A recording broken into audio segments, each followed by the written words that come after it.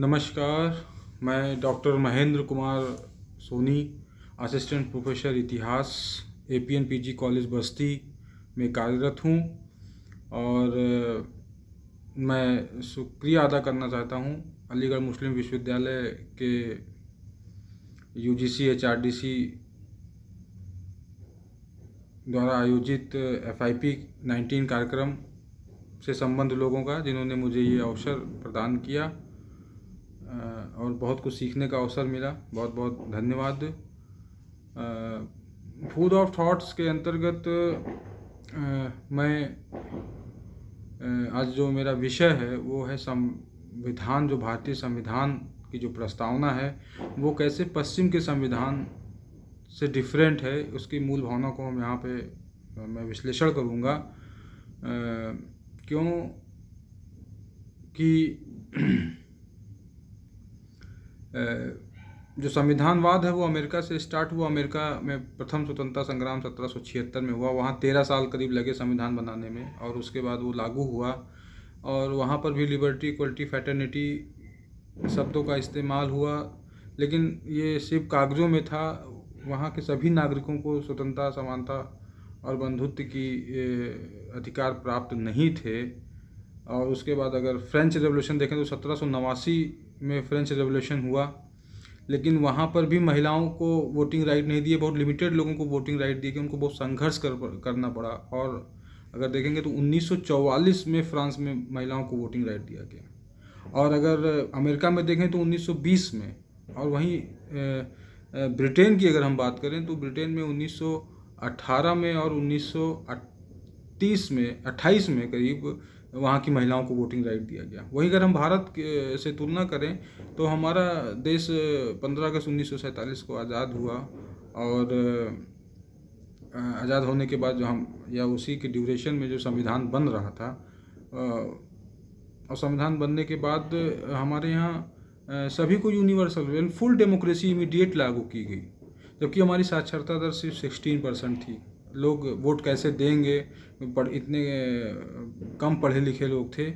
और पश्चिम के लोग ये तो अक्सर कर रहे थे कि कैसे ये चुनाव कराएंगे और लोकतंत्र की स्थापना करेंगे, लेकिन वो देख के हतप्रभ रह गए कि इतनी बड़ी डेमोक्रेसी भारत में आई और सभी को वयस्क मताधिकार के द्वारा जो भी वयस्क थे उनको सभी लोगों को फुल वोटिंग राइट दिया गया, जो कि पश्चिम में नहीं दिया गया था लोगों को इमीडिएट। और इसी को योगेंद्र यादव जो हैं समाजशास्त्री हैं, उन्होंने कहा कि भारतीयों ने ये सिद्ध प्रजातंत्र की भावना का प्रजातंत्रीकरण कर दिया। और ये ऐसा एक आज़ाद होने के कह सकते हैं कि जब भारत आज़ाद हुआ और उसके बाद एशिया और अफ्रीका के करीब 60 देश आज़ाद हुए और उन्होंने भारत को ही अपना बड़ा भाई माना और उसकी कॉपी करके अपने देशों का संविधान बनाया। तो ये डिफरेंस है कि देखिए कैसे पश्चिम के लोग बात करते थे स्वतंत्रता, समानता, लेकिन वो अपने ही नागरिकों को उन्होंने बहुत संघर्ष के बाद वोटिंग राइट दिए, अधिकार दिए, समानता के अधिकार दिए। लेकिन भारत ने आज़ादी के 3 सालों में ही संविधान बनाया और तुरंत इमीडिएट यूनिवर्सल फ्रेंचाइजी दे दी, सर्वाधिक मताधिकार दे दिया। तो ये अंतर है पश्चिम से और हमारे देश के। और दूसरा ये कि लोग इल्ज़ाम भी लगाते हैं कि नकल है संविधान पश्चिम के देशों की। तो यहाँ पर ये बात क्लियर कर देना चाहता हूँ कि हम ये कह सकते हैं कि हमने प्रेरणा तो ली है विभिन्न देशों के संविधान से, क्योंकि बहुत सारे देशों ने संविधान बनाया था हमसे पहले, लेकिन अब वो पूर्णतः नकल नहीं है, क्योंकि हमारे संविधान में जो मूल भावनाएं हैं वो पश्चिम से डिफरेंट हैं। आप देख सकते हैं कि हमारा संविधान निरंतरता बनाए हुए है जब से वो बना हुआ है। आज हम करीब 1950 से देखें तो 73-74 वर्ष हो रहे हैं और निरंतर के साथ में आगे बढ़ रहा डेमोक्रेसी हमारी बनी हुई है। लेकिन हमारे पहले और बाद में ऐसे बहुत से देश हैं जो गणतंत्र भी बनाए और लोकतंत्र की भी स्थापित की, लेकिन वो तानाशाही के तरफ चले गए। तो कहीं ना कहीं हमारा संविधान डिफरेंट है। तो देखिए इस डिफरेंट के मामले में कि एक नज़ीर बना जो हमारे बाद में जो देश आज़ाद हुए, उनके लिए भी नज़ीर बना और उन लोगों ने भी अपने यहाँ डेमोक्रेसी स्थापित किया। अब हम बात करेंगे स्वतंत्रता, समानता और बंधुत्व का। तो देखेंगे स्वतंत्रता, समानता, बंधुत्व। स्वतंत्रता जो है वो दो तरीके की यहाँ पर 1917 में एक विश्व में घटना घटी, रशियन रेवोल्यूशन, और वहाँ राजतंत्र को समाप्त करके वहाँ पर बोल्शेविक सरकार बनी लेनिन के नेतृत्व में। तो उन लोगों ने पश्चिम को चैलेंज किया कि आप की स्वतंत्रता, जो लिबर्टी आपने दे रखी लोगों को, वो बेकार है। उन्होंने कहा कि जब तक आर्थिक समानता नहीं होगी तब तक अमीर जो हैं वो गरीब को सताते रहेंगे, सिर्फ कागज़ पे स्वतंत्रता समानता की बात रहेगी। तो जो रशियन मॉडल ऑफ लिबर्टी है वो आर्थिक समानता की बात करता है, कहता है कि बिना आर्थिक समानता के स्वतंत्रता जो है वो बेकार है। और पश्चिम के लोग कहते थे कि हम व्यक्तिगत स्वतंत्रता की बात करते हैं और सभी को आगे बढ़ने का अवसर प्रदान करते हैं। तो पूर्व और पश्चिम के बीच में कन्फ्लिक्ट था, वो व्यक्तिगत स्वतंत्रता की बात करते थे और रशियन आर्थिक समानता की बात करते थे। तो हमारे सामने दो मॉडल थे कि हम कौन से लिबर्टी को चूज़ करें। तो हमारे जो संविधान निर्माता B.R. अम्बेडकर साहब थे, उन्होंने दोनों स्वतंत्रता और समानता दोनों की बात की, और तीन शब्द जो जोड़े, स्वतंत्रता, समानता, बंधुत्व, उन तीनों एक दूसरे से जुड़े हुए हैं। उन्होंने कहा कि हम स्वतंत्रता भी देंगे कि लोगों को व्यक्तिगत स्वतंत्रता भी देंगे कि वो अपने मन से कोई कार्य कर सकें, इसके अलावा समानता भी देंगे। स्वतंत्रता बिना समानता के बेकार है और समानता बिना स्वतंत्रता के बेकार है। तो दोनों चीज़ें हमारे नागरिकों को उन्होंने प्रदान की।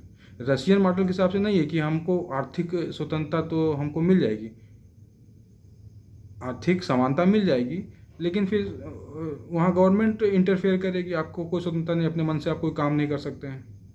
तो हमारे देश में जब कॉन्स्टिट्यूशन बना रहे थे लोग, तो उन्होंने हमारे यहाँ रशियन, यानी कि रशियन मॉडल ऑफ लिबर्टी और अमेरिकन और ब्रिटिश और फ्रेंच मॉडल ऑफ लिबर्टी के बीच में उन्होंने बैलेंस बनाया, और बैलेंस बनाने के बाद हमको स्वतंत्रता, समानता, आर्थिक समानता की भी बात की और इंडिविजुअल फ्रीडम की, व्यक्तिगत स्वतंत्रता की भी बात की। और बंधुत्व की जहाँ तक बात है, तो बंधुत्व तीनों एक दूसरे से जोड़ के रखा कि पश्चिम का जो फेटर्निटी है और जो हमारा फेटर्निटी है, हमारे यहाँ जो फेटर्निटी दी उसमें उन्होंने फेटर्निटी का मतलब था कि सभी के जो देश की जो विविधता है, उस विविधता को स्वीकार करते हुए सभी को सम्मान दिया जाए। वन फॉर नेशन नहीं था कि सिर्फ एक ही कल्चर हमारी रहेगी। जो कल्चरल डाइवर्सिटी है उसका सम्मान भी करना था सभी लोगों को। वो बंधुत्ता की भावना आएगी तब हमारा देश मजबूत बनेगा, तब फुल डेमोक्रेसी। ऐसा नहीं कि किसी वन मैन एक संस्कृति है तो वही सिर्फ आगे बढ़ेगी। तो इस तरह की बंधुता की बात की थी। तो कहते कि जब तक मान लीजिए हम पॉलिटिकल फ्रीडम दे दें लोगों को, सोशल फ्रीडम के बिना सोशल फ्रीडम के बिना पॉलिटिकल फ्रीडम का कोई अस्तित्व नहीं रहेगा। तो इसलिए बंधुता की बात कहने का तात्पर्य है कि स्वतंत्रता, लिबर्टी, इक्वलिटी और फेटर्निटी तीनों एक दूसरे के पूरक हैं, तब फुल डेमोक्रेसी आएगी।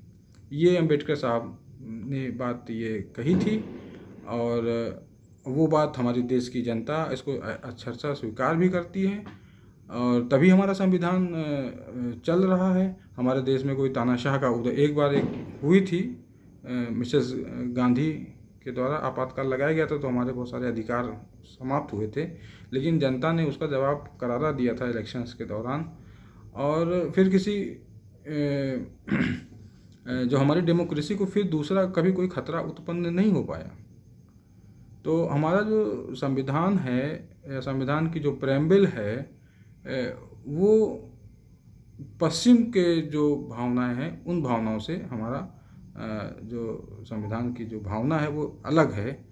और अब मैं ये कहना चाहता हूँ कि मैक्सिमम जो संविधान की जो साक्षरता है, कॉन्स्टिट्यूशनल लिटरेसी है, इसको हमें गांव-गांव तक और मैक्सिमम लोगों तक पहुंचाना है, जिससे कि हमारा जो संविधान है कि जो मूल भावना वो मैक्सिमम लोगों तक पहुंचे, और जो हमारी डेमोक्रेसी है वो और मजबूत हो, और संविधान और प्रत्येक नागरिक को स्वतंत्रता और समानता और बंधुत्व के आधार पर प्रत्येक नागरिक को बराबरी का हक मिले हमारे देश में।